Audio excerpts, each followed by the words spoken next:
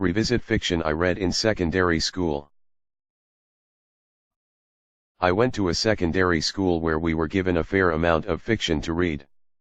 Years later, I reread these stories with joy, not to say a tinge of sadness and nostalgia.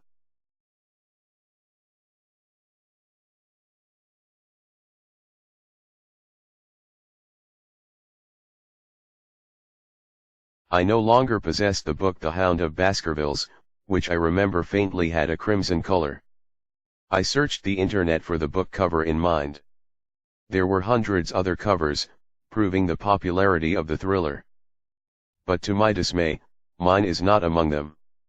A part of my past had been lost forever, out of my reach, unretrievable. To hold on to this much cherished period of my past, I have no alternative but to make videos in the hope that decades-long memory of how the book was taught to me, a kid then, can be captured. The Hound of Baskervilles was a bit difficult for us then. So a pocket-sized dictionary was indispensable. The patient teaching of the Irish priest also kept me going.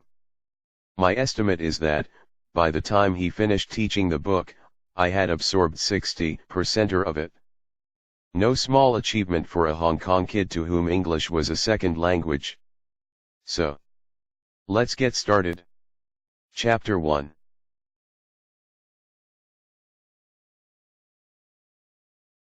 The opening scene.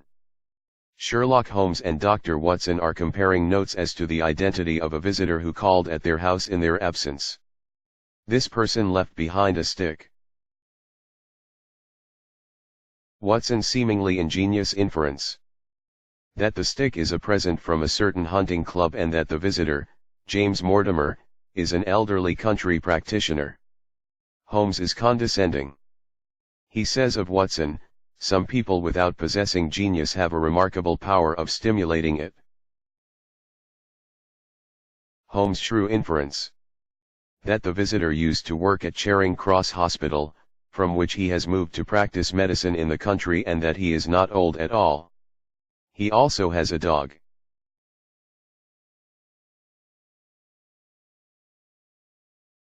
The visitor presents himself. Dr. Mortimer was clad in a professional but rather slovenly fashion, for his frock coat was dingy and his trousers frayed. Though young, his long back was already bowed.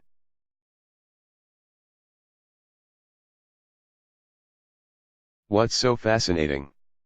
Holmes' powerful observation and the witty interplay between him and Dr. Watson. What better thing to do than read this book again over a cup of milk tea? As I read each chapter, I'll make a video about it so I can share my joy of revisiting this thriller. I intend to do a video on each chapter. I understand it might be difficult for some Hong Kong pupils to appreciate this thriller.